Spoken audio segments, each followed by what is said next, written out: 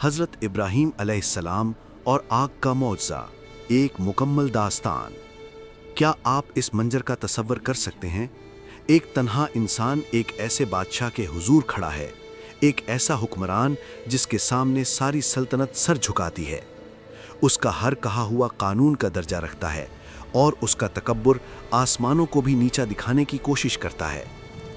کیا آپ نے کبھی سنا ہے کہ آگ ٹھنڈی بھی ہو سکتی ہے؟ کیا ایسا ممکن ہے کہ ایک دہکتی ہوئی آگ جسے ہزاروں لوگ دیکھ رہے ہوں، کسی ایک شخص کے لیے سلامتی اور راحت کا باعث بن جائے؟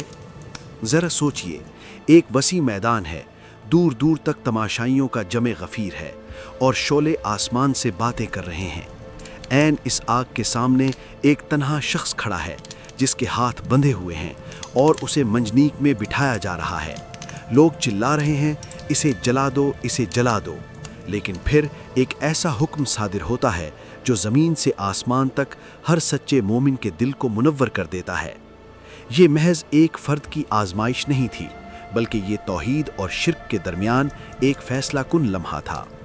آج ہم حضرت ابراہیم علیہ السلام کے آگ کے معجزے کی مکمل اور مستند کہانی سنیں گے۔ اسلامی تاریخ میں حضرت ابراہیم علیہ السلام کو خلیل اللہ یعنی اللہ کا دوست کہا جاتا ہے۔ قرآن مجید میں آپ کا ذکر بار بار آیا ہے۔ آپ کی زندگی ایمان، صبر اور توحید کی ایک عظیم مثال ہے۔ آپ ایک ایسے معاشرے میں پیدا ہوئے جہاں لوگ پتھر کے بتوں کو خدا مانتے تھے اور آپ کے والد آزر بھی بت تراش تھے۔ شرک ہر طرف پھیلا ہوا تھا اور گمراہی عام تھی۔ اس قوم پر نمرود نامی ایک بادشاہ حکومت کرتا تھا، ایک ایسا جابر حکمران جو اپنی طاقت کے نشے میں خود کو خدا سمجھ بیٹھا تھا۔ لیکن اسی ماحول میں ایک نوجوان نے اٹھ کر اپنی قوم سے سوال کیا، تم ان چیزوں کی عبادت کیوں کرتے ہو جو نہ سن سکتی ہیں اور نہ کوئی فائدہ پہنچا سکتی ہیں؟ یہ سوال محض ایک سوال نہیں تھا، یہ ایک انقلاب کی شروعات تھی، اور یہی سوال آخرکار آپ کو ایک بہت بڑی آزمائش، آگ کی آزمائش کی طرف لے گیا۔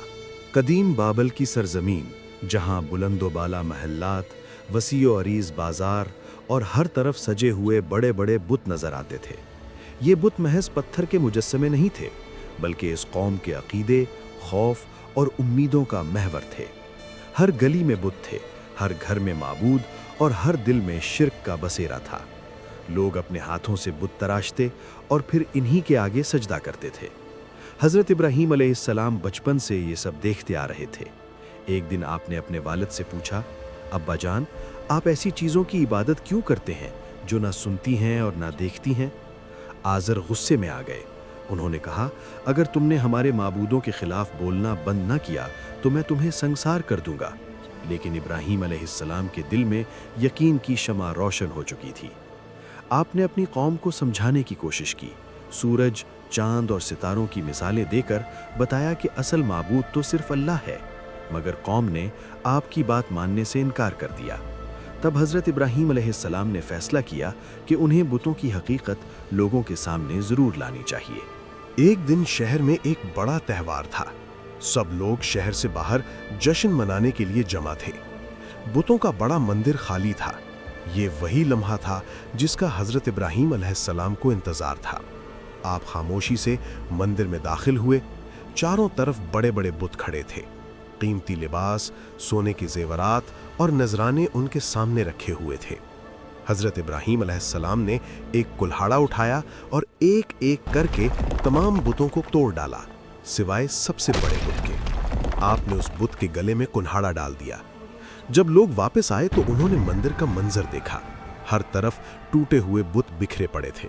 غصے کی لہر شہر میں دوڑ گئی۔ لوگ چلانے لگے، یہ کس نے کیا؟ کسی نے کہا، ہم نے ایک نوجوان کو ان بتوں کے خلاف بات کرتے سنا تھا، اس کا نام ابراہیم ہے۔ حضرت ابراہیم علیہ السلام کو دربار میں لایا گیا، نمرود کے سامنے۔ نمرود نے پوچھا، اے ابراہیم، کیا تم نے ہمارے خداؤں کے ساتھ یہ سلوک کیا ہے؟ حضرت ابراہیم علیہ السلام نے اطمینان سے جواب دیا، نہیں، یہ کام تو یقیناً اس بڑے بت نے کیا ہوگا۔ اگر یہ بول سکتا ہے تو اس سے پوچھ لو۔ لوگ خاموش ہو گئے۔ ایک لمحے کے لیے انہیں اپنی غلطی کا احساس ہوا، لیکن ان کا غرور اور ضد سچ کو قبول کرنے میں رکاوٹ بن گئی۔ انہوں نے کہا، اس شخص کو سخت سزا دو۔ وہ چاہتے تھے کہ یہ سزا پورے شہر کے لیے ایک مثال بن جائے۔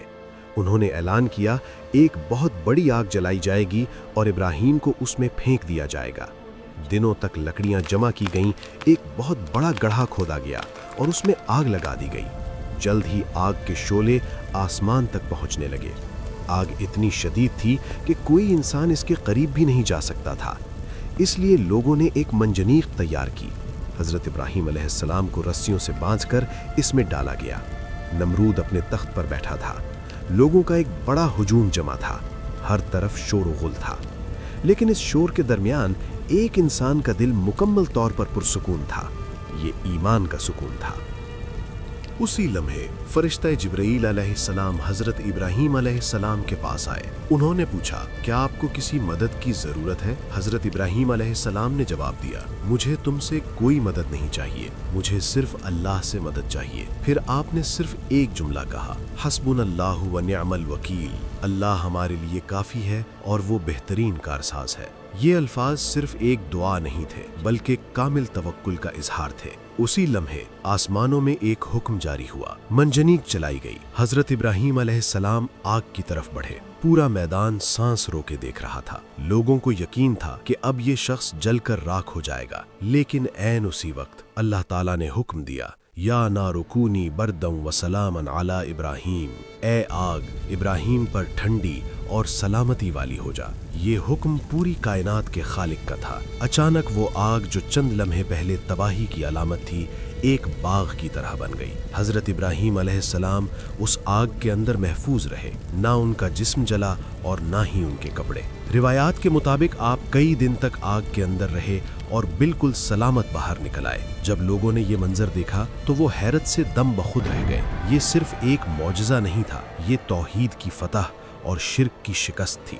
حضرت ابراہیم علیہ السلام کا یہ واقعہ اسلامی تاریخ کے عظیم معجزات میں سے ایک ہے۔ یہ ہمیں سکھاتا ہے کہ سچ کے راستے پر چلنا ہمیشہ آسان نہیں ہوتا۔ بعض اوقات انسان کو تنہا کھڑا ہونا پڑتا ہے اور پوری دنیا اس کی مخالفت کرتی ہے، لیکن اگر دل میں ایمان ہو اور اللہ پر کامل بھروسہ ہو تو ناممکن بھی ممکن ہو جاتا ہے۔ حضرت ابراہیم علیہ السلام نے ہمیں سکھایا کہ طاقت نہ تو ہجوم میں ہے اور نہ ہی کسی طاقتور حکمران میں، اصل طاقت اللہ پر یقین میں ہے۔ آج بھی اگر ہم اپنی زندگیوں میں اللہ پر سچا توکل کریں تو ہماری مشکلات بھی ہمارے لیے سلامتی بن سکتی ہیں۔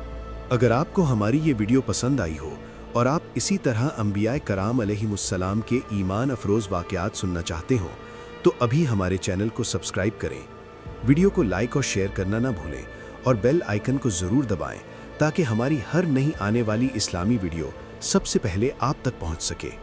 شکریہ۔